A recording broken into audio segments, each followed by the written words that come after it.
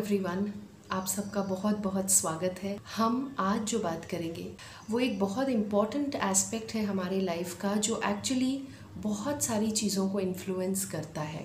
वो है कि हम अपने जीवन में जो घटनाएं होती हैं, जो इवेंट्स होते हैं, जो कंडीशंस होते हैं, जो एनवायरनमेंट्स होते हैं, उन्हें हम क्या मीनिंग देते हैं।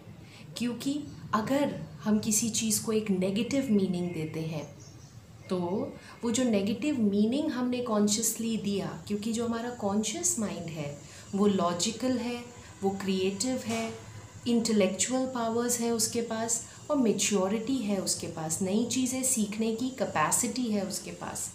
और जब हम किसी चीज़ को एक नेगेटिव मीनिंग देते हैं, यानी कि लॉजिकली जब हम किसी चीज़ को समझ लेते हैं, या इमोशनली जब हम किसी चीज़ को एक नेगेटिव मीनिंग दे देते हैं, तो वो नेगेटिव मीनिंग हमारे सबकॉन्शियस माइंड पर जाकर एक इम्प्रेशन क्रिएट करता है, स्टोर हो जाता है, क्योंकि हमने मेंटली एंड इमोशनली उसमें बिलीव किया है, उसे एक्सेप्ट कर लिया है। जो भी चीज़ होती है एक्चुअली अपने आप में उसका कोई मीनिंग नहीं होता। हम जो मीनिंग उसे देते हैं उसके बाद वो हमारे लाइफ को शेप करना शुरू कर देता है। तो जो चीज़ बस एक आइडिया थी, क्योंकि हमने उसमें बिलीव किया, हमने उसमें अपनी मेंटल एंड इमोशनल एक्सेप्टेंस को ऐड कर दिया, तो वो बाइंड होते होते एक फैक्ट बन जाती है, एक एविडेंस बन जाता है, एक रेफरेंस का रूप ले लेता है। और फिर हम कहते हैं कि देखा ये ऐसे होता है, इसीलिए मुझे ऐसे फीलिंग्स, थॉट्स, इमोशंस क्रिएट होते हैं। जबकि इट इज़ द ऑपोजिट, क्योंकि आपने उसके साथ ऐसी feeling, thought and emotions past में एसोसिएट कर ली है, तो आपका सबकॉन्शियस माइंड उसे एक रियलिटी में क्रिएट करना शुरू हो जाता है। क्योंकि कोई भी चीज़ पहले माइंड के अंदर क्रिएट होती है, उसके बाद वो चीज़ बाहर क्रिएट होती है, तो कोई भी चीज़ 2 बार क्रिएट होती है। तो हम जिस चीज़ को जो मीनिंग देना चाहें, हम उसे वो मीनिंग दे सकते हैं। ये फ्रीडम हमारे कॉन्शियस माइंड के पास है, जो सबकॉन्शियस माइंड के पास नहीं है।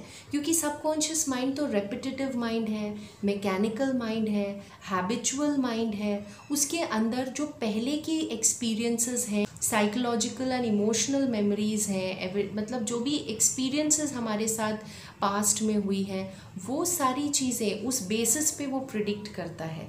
लेकिन अगर हम अपने लाइफ की प्रिडिक्शंस को चेंज करना चाहते हैं, अगर हम अपने लाइफ के कंडीशंस को चेंज करना चाहते हैं, जिसे रीप्रोग्रामिंग भी कह सकते हैं, उसके लिए कॉन्शियस माइंड का होना बहुत ज़रूरी है, जिससे हम चीज़ों को एक न्यू मीनिंग दे सकें, जिससे हम चीज़ों को रीफ्रेम कर सकें, रिकंस्ट्रक्ट कर सकें। तो अगली बार जब हम अपने आसपास कोई चीज़ों को घटित होते हुए देखें, तो हम ये जान सकते हैं कि हमारे पास ये पावर है कि हम उसकी मीनिंग को चेंज कर दें। जैसे ही हम मीनिंग को चेंज करेंगे, तो शुरुआत में वो एक्सेप्टेबल नहीं होगा, क्योंकि एक कॉन्ट्रडिक्टिंग प्रोग्रामिंग ऑलरेडी अंदर एनकोडेड है। लेकिन जब आप उसी एक्सेप्टेंस और बिलीफ के साथ, उसके साथ एक अच्छी इमोशन को जोड़कर, एक अच्छी फीलिंग को जोड़कर जब आप उसे इवैल्यूएट करेंगे, तो एक नई चीज़ आपके सबकॉन्शियस माइंड के अंदर इम्प्रेस होना शुरू होगी।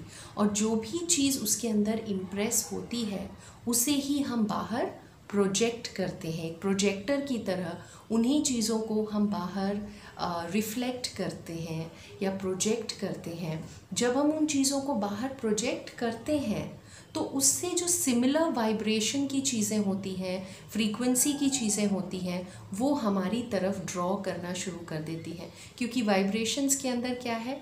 Electromagnetic waves.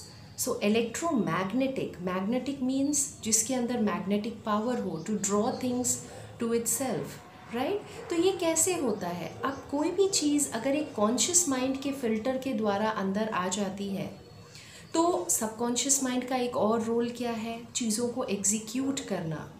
आपकी हर थॉट उसके लिए एक कमांड है, तो it is not going to ask you whether this is true और फॉल्स, राइट और रॉन्ग, एक्सेप्टेबल और नॉट एक्सेप्टेबल, गुड और बैड।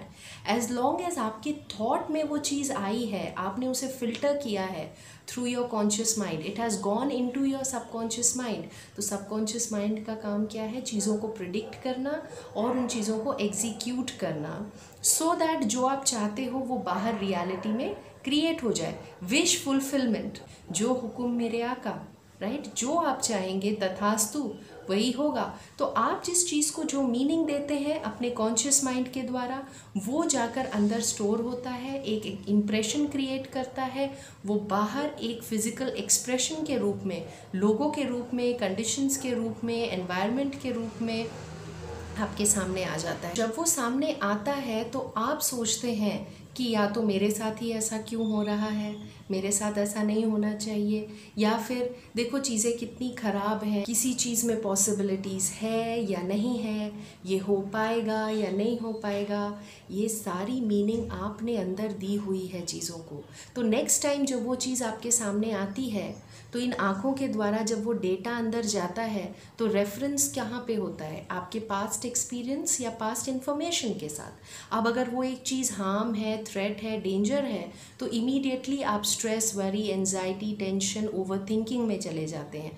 और जैसे ही वो चीज़ आपको पता है रिवॉर्डिंग है, प्लेजेंट है, अच्छी है, तो आप ओपन अप हो जाते हैं, आप एक्साइटेड हो जाते हैं, आप खुश हो जाते हैं, आप वेलकमिंग हो जाते हैं, राइट। तो ये सारी चीज़ें किस पे डिपेंड करता है कि हमने क्या मीनिंग किसी चीज़ को दी है। तो इट इज़ सो इम्पॉर्टेंट कि जब हम चीज़ों को देखें तो कॉन्शियसली हम उसको एक राइट मीनिंग दें।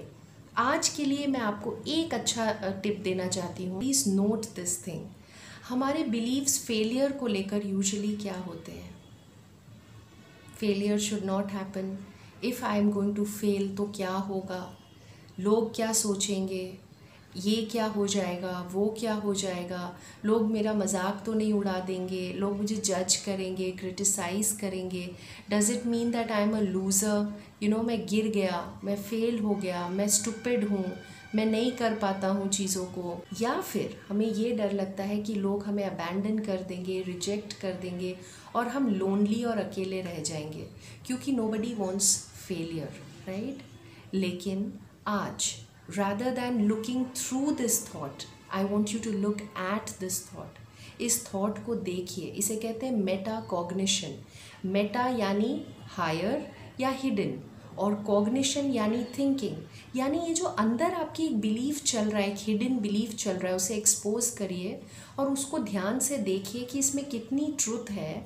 और दूसरी चीज़ है मेटा यानी higher, so thinking about your thinking, right. तो अब आप अपने थॉट के थ्रू बार बार सोचते आए हैं, आज आप स्टॉप एंड चेक करेंगे, उस थॉट को देखेंगे, you will look at the thought.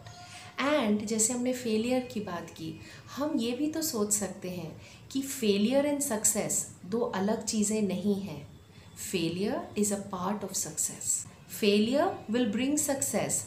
या हम ये सोच सकते हैं failure is a part of success, या if you want to be successful you have to be ready to fail. तो इसमें हमने क्या किया है कि हमने फेलियर को सक्सेस से एक ऑपोजिट नहीं किया है, हमने फेलियर को सक्सेस का एक पार्ट बता दिया है। तो फिर जब फेलियर आएगा तो आपके अंदर एक उमंग उत्साह रहेगी, आपके अंदर एक पॉजिटिविटी रहेगी, आपके अंदर मोर किस तरह से मैं अच्छा कर सकता हूँ, इससे क्या लर्निंग मिली है, क्या इम्प्रूवमेंट हुए हैं, क्या डेवलपमेंट हुई है, ये भी आपके सामने इमर्ज होगा।